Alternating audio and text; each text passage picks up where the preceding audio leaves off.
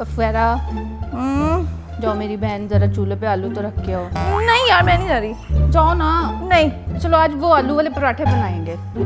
जाओ मेरी छोटी बहन है, जल्दी से रख के आओ आलू। छोटी बहनों से काम कौन कराते है यार। जाओ ना, जाओ जल्दी शाम। गेम खेल 2 मिनट लगेंगे, आलू रखो चूल्हे पे। जाओ, जाओ।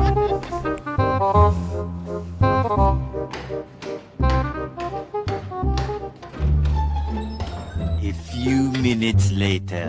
उफेरा आलू हुए क्या नहीं? हो गए आलू यार, खुद फोन पे लगी रहती हो, मुझे काम हो गया। इतनी देर हो गई आलू रखे हुए कब से। आलू चूल्हे पे रखे, मैं भी बैठ जाऊँ।